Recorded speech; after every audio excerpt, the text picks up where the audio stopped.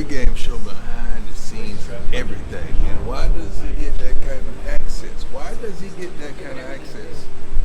Because trust is involved. You would never get the kind of access you desire unless there's trust and relationship. You're trying to put you up on game.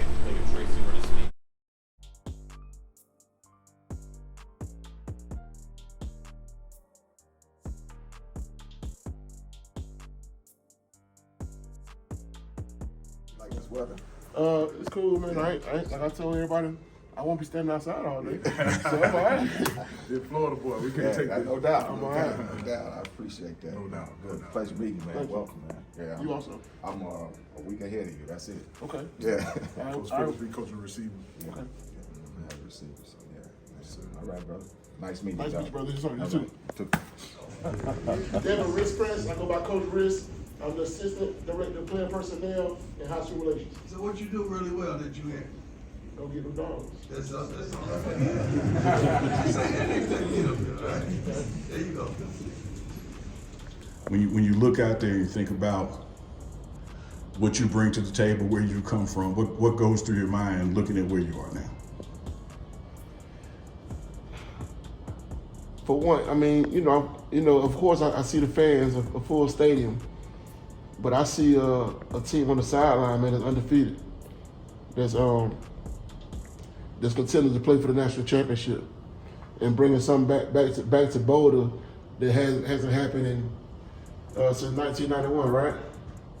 Somewhere in that range with Rashawn Salam and those type of guys. So that's what I see. I know that's what Coach Prime is trying to build, and I want to help him build that. Thank you, dog. Hey, I appreciate you for the opportunity. Good, Riz. Tell me a little bit about you. I'm Devin Rispress from Tallahassee, Florida. I remember when I was about 8 years old, I met you in Tallahassee, came and got your autograph across from Garvey High School at this barbecue restaurant. My mom bought me there. About 3 years ago, when I was coaching high school, I told one of my friends, Tavares Ford, that I would coach for Coach Prime one day. You're not coaching for me, we coaching with me. Well, okay. There you go. I'll take that. But I'm proud of you, man. I'm proud of this brother. God bless you. I appreciate you. Willie Simmons, you said he was a gold. He's a gold man, and he was a gem, and he is that. Thank you, Coach.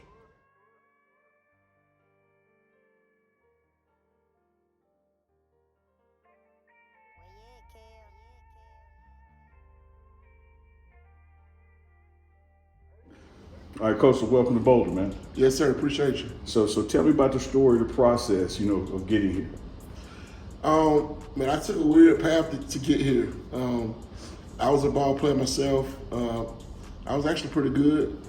I mentioned yesterday that I made, a lot of bad mistakes, man, that kind of stopped my football career, in which I ended up picking it back up, playing arena football in Texas for years. But I never envisioned coaching anybody. But I couldn't believe that was my calling. So I went into coaching around 2009, and in that same year, I was sent by Ronnie Contra to Arkansas Tech University to finish my college degree, in which I was on scholarship at 30 years old, like an 18-year-old freshman. Yeah. And I went out there and I coached a position for them while they paid for the remainder of my college. And that was the beginning of me reaching this point, was to have a college degree first. Sure. That was my first step to that. And before I ended up finishing that degree, my mom passed in 2013. And I went back home, and man, I was depressed. I was lost. But God came and He placed me back at my old high school, which is Rispress High School in Tallahassee, Florida. And that's where I started to actually take coaching serious and be more about the kids and helping kids get to college. And within that same year, I started my own 7-on-7 team, the Record Breakers. And I incorporated recruiting into my 7-on-7, in which I sent like 115 kids to college on scholarships in 5 years. That was, that's part of my journey, man. And my last stop before I took the job at FAMU was at Gaston County High School. And my guy Corey Fuller, who we both played and went to Rickers High School on the south side of Tallahassee. He lured me away from Rickers and pretty much promising me that he was going to help me elevate my career. Yeah. And that he did. So at my time at Gaston County, man, we changed a lot of lives. We sent a lot of kids to school. And Coach Simmons, who is from Gaston County, and he's a great friend of mine also. I was up for the head coaching job at Gaston County, and before they could make a decision, Coach Simmons offered me a position at FAMU. And I tell people all the time, man, I prayed for it and I worked for it to get back to the college game. And Coach Simmons came, and when he offered me that opportunity, I couldn't turn it down. And I hit the ground running at FAMU. I did a lot of great things there, along with the help of the coaching staff and Coach Simmons. And that turned into the opportunity here at Colorado with Coach Prime, which I'm very thankful for this opportunity. But I come in ready to work. Yeah. One of the things Coach Prime said, man, and he says it all the time, but he made that sincere point that you're not here to work for him, coach for him. You're here to coach and work with him. Right. What did that mean to you to hear that coming from him? That meant a whole bunch. It did. It meant a lot. Some people are micromanagers. Some people are guys who like to be called boss and different stuff like that. But Coach, when he said that, man, I felt more than welcome here in Colorado. Yeah, there's sometimes I'm texting with him, and I'll say, like, talking to him saying you, and he'll respond back and say we, right? Us, like, stop talking about it as in terms that it's something of mine. This is something of ours. Right, and that's crazy, man, because I've sat back for the past 2 years and watched. I'm a big social media guy. Yeah. That's what I do a lot of my work at, and I read the comments. Never to respond, but I read them. And I've seen a lot of people call them selfish and call them self-centered and call them different names of that nature. But I see something different. I don't see that. I tell people the same thing, man. I think he is one of the most misunderstood people when you're exterior and don't really know him because of the flash, because of the social media. Right. The spotlight is on him, but he will tell people when you're around him, like, I want you to get some of this shine. Like, even in the coaches' meetings, I don't want kids to come here because of me. I want them to come because of you. The players need to know you. This can't just be about me. And so he's really not what people think he is. Right. Yeah, you're absolutely right about that. And I've been through that because I'm great friends with Corey Fuller, and Coach Prime is also.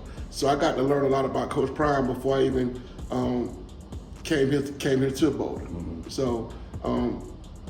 It's a lot of misconception. Yeah. But, hear from me, man, he's a genuine guy, he's a humble guy also. And when you look around the staff meeting room and see the number of black men, black women, white women at the table, he really is about giving opportunity to people who in the past, no matter how qualified they were, didn't get the opportunity. Right. And that's big, man. I mean, if you rewind back in the day, man, we didn't sit at the same tables. Mm-hmm. Now we do, and everybody's equal. Mm-hmm. So Coach Prime is doing a great job of giving people opportunity who wouldn't have had those opportunities if he didn't present them. Mm-hmm. So, like I said again, man, I'm very appreciative. Don't get me wrong, I do think that I'm qualified. I believe that with all my heart now, and that's anywhere in the country. Yeah. But I'm grateful that Coach Prime got me here at Colorado. I'm excited to be attached to Coach Prime right now. He's one of the best coaches in the country, and definitely the hottest coach in the country. And let me say this, man, to people out there, to you or whoever, how spot on you are. You're not in this organization if you're not qualified. Right. You're not in this organization if he doesn't believe in you and you haven't proven that you can do the job at hand. Right. And so some of the times, if I ever have any doubts about myself, because I rarely have doubts about him, I go like, he wouldn't have me around here if I wasn't capable. Right. Because he is a star and he recognized star qualities in other folks. That leads me to this. I came with him from Jackson State. This is my now 5th football season with him. You were at FAMU. So Vincent Dancy, who was the head coach at Valley. A lot of the other position coaches came from the SWAC at Jackson State with him. when you look at this environment and see the number of HBCU guys that are now working on Power 5, talk about that opportunity and how that not only opened doors up where we were coming from, but gives even more opportunity here as well. Man, it's amazing because, you know, if you rewind back before Coach Prime got into this thing, it was almost impossible to get on the HBCU. It just was. And I tell people all the time that a lot of coaches that's in the HBCU game that's been there 10, 20 years, do you really think that they want to stay there their whole life? They don't. But the opportunities has not been there. Mm-hmm. But now all of a sudden, with Coach Prime coming into the game and bringing guys forward, he's changing lives, man, because like I said, a lot of times guys get stuck in the HBCU and it's hard to get to Power 5. So I think with him doing that, it'll open doors for more guys also, because guys like me and you at some point will move on to bigger stages and we'll be able to pull back and help guys also. Yeah, and absolutely. And then you move into positions where you're doing the hiring and now you get to open doors up for the next folks. So it's man, it's all like these dominoes that fall, you know, they have to go in cycles. So, you know, now that you're here, you're looking out this window now and it's snowing, you know, sometimes you're recruiting guys from the South, they may be concerned about the environment. I tell people, man, you know, you get this occasional snow like this, but the scenery, the beauty, the atmosphere here is unbeatable. You know, how do you use different things to tell guys about where they're coming to when they have maybe concerns about being far away from home or the weather or anything like that? Well, first of all, I tell kids all the time, well, I say this, I recruit guys who want to play in the NFL. If you don't want to play in the NFL, I probably won't recruit you, just being honest. But if you play in the NFL, you're going to be far away from home. If you play in the NFL, you're going to play in the frozen tundra. Mm-hmm. You're going to play in Buffalo. Mm-hmm. You're going to play in Kansas City with negative something.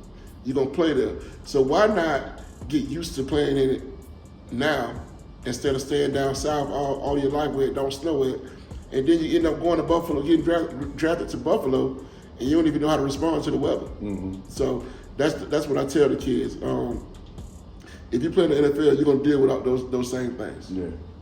And that's Coach Prime's mentality, man, is that this is, we do things around here like they do them on Sundays, like they do them during the week leading to Sundays. You know, whether it's, you know, the way we wear our socks or the way we start team meetings, everything is designed to get you ready for playing on Sundays. Right. You are known around the country as you get them dogs. Okay? Yeah. And you know, Coach Prime is a Florida boy. A lot of guys on this staff are from the South. So many people he brought with him are either his Texas connection, Mississippi connection, or Florida connection. Right. And when you look at your expertise in being able to get players, how do you see what you bring to the table augmenting or building on what he's doing here already? I think the biggest thing with me, now, first off, I was a dog. So I know what a dog looked like. I know what he walked like. I know what he talked like. All right, that's first. But secondly, man, I'm a guy that's about relationships. So I built these relationships with these kids since they were freshmen, some in middle school. Yeah. So when they get up in the rankings and it's time for us to actually go after them, I'm already locked in with them. You're not a stranger. It's not a sales pitch, they know you. They already know me. So even when I was at FAMU, some people used to tell me, why did you offer him? He's a 5-star. So if he was a 10-star, I would offer him. Because at the end of the day, even if I can't get him at FAMU on the first go-round, if he goes in the portal, I'll be there to catch him. Yeah. So I just recruited different and moved different. And, you know, Coach Prime said in the meeting earlier, yesterday, why did I bring you here? And I told him to bring those dogs. Yeah. And that's what I intend to do, all right? I barely sleep with this thing, man. I'm looking for dogs every day of the week, almost 24 hours a day. In my sleep, I'm looking for them. So if you're a dog, man, expect a call from me.